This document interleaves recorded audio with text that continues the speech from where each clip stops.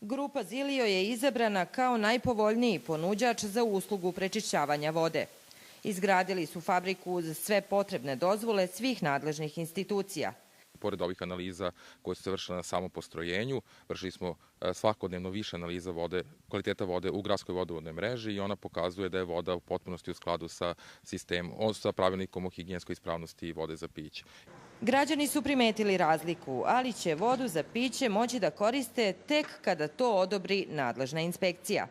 Ako je ispravnost vode dobra, ako i analize pokazuju da je voda ok, stvari dobra, onda zašto ne bih ljudi pili tu vodu?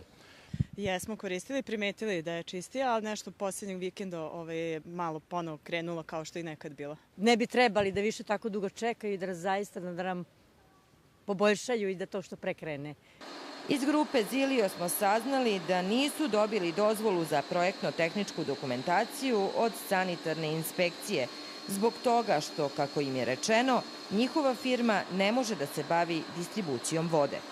Oni su nam rekli, ok, da, donesite nam mišljenje sekretara, odnosno Ministarstva za građevinu, infrastrukturu i saobraćaj, kojima se dozvoljava vaš rad. Mi smo to mišljenje od ministarstva dobili i isto ga prosledili pokrajinskom sekretarijatu za sanitarnu inspekciju. I pored toga što su dobili ono što su tražili da bi dali saglasnost, pokrajinski sekretar nam ne daje dozvolu za saglasnost za projektno-tehničku dokumentaciju.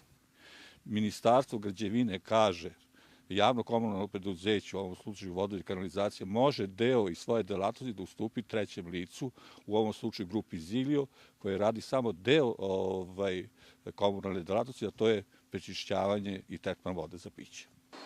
Ovaj konzorcijum dnevno je gubio 4.000 evra tokom 15 dana koliko su isporučivali vodu u vodovodnu mrežu. Trenutno je to obustavljeno, a nastavit će se nakon dobijanja potrebne dozvole.